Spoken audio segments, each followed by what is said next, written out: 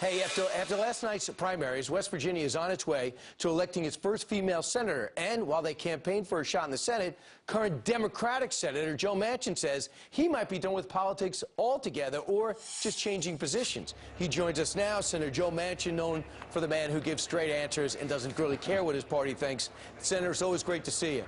Hey, Brian, how are you? First off, the partisan divide. I know you've been on before on radio and TV talking about how you want to get this XL pipeline done, and you also want a fair shot at clean coal because it means a lot to people of West Virginia.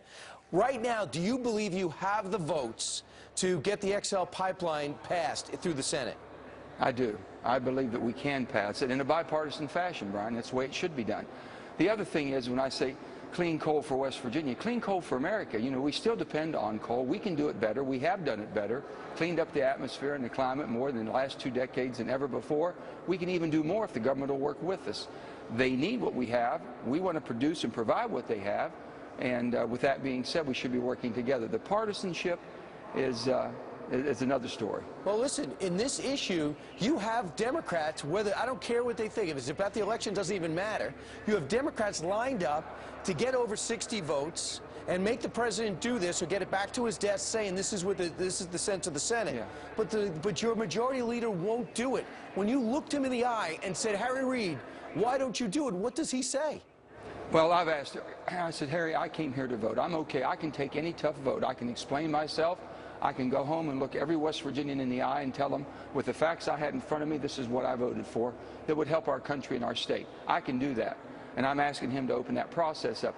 There's other reasons behind the scene maybe we don't know about, but him and Mitch need to get together and work and move forward as leaders are supposed to do. And we're hoping that'll happen. We get some votes here. Look, come on, Senator, you're a straight-talking guy. When Harry Reid, and when you ask him why, what does he say? Basically, he says it's a moving target. He makes one deal and they change to another deal. I'm not in those it would be, I guess it would be Mitch and the majority on the Republican side. I'm not in those conversations. So I have to say, okay, Harry, sit down and work through it. 5 bills or 5 amendments. They're all germane to the bill. That should be something we could vote on. I would hope that we could. But let me just say this, Brian, if I will. I think the Keystone Pipeline is a very extremely important vote for our country. And I think also that Jeanne Shaheen and Rob Portman's bill is very important for energy efficiency. If we had to forsake any amendments whatsoever and vote on those 2 bills clean, without filibustering, we should do that for the sake of this country.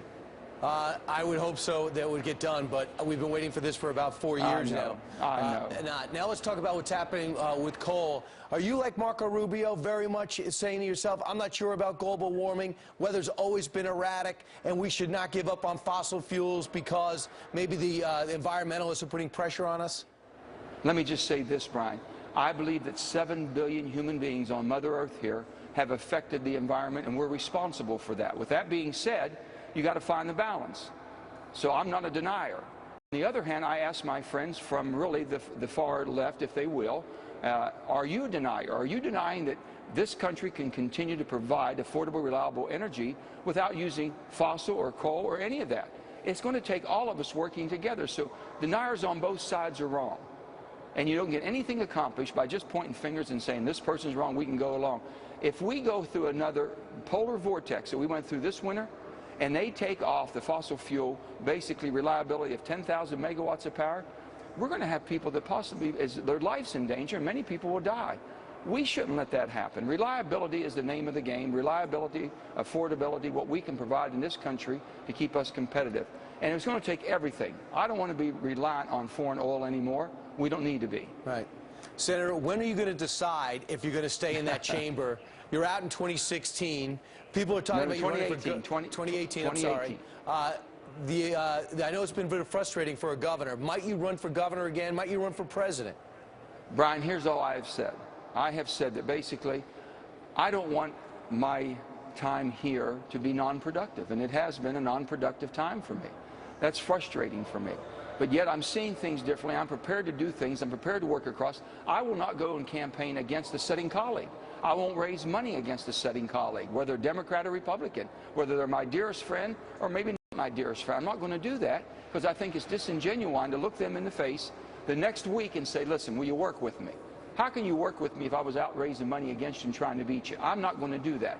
So I'm putting myself in a position that I can work with anybody and everybody coming together. I have simply said this.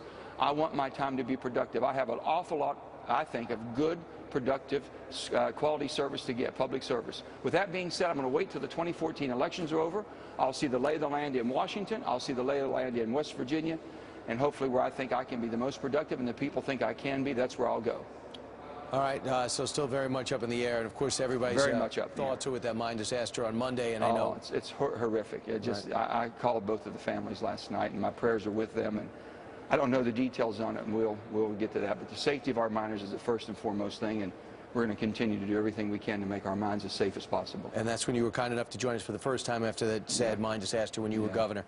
Governor Joe Manchin, now excuse me, Senator Joe Manchin, thanks so much for joining us. Still Joe. That's the most important thing. Still Joe, Brian. That I know for sure. Thanks, Senator.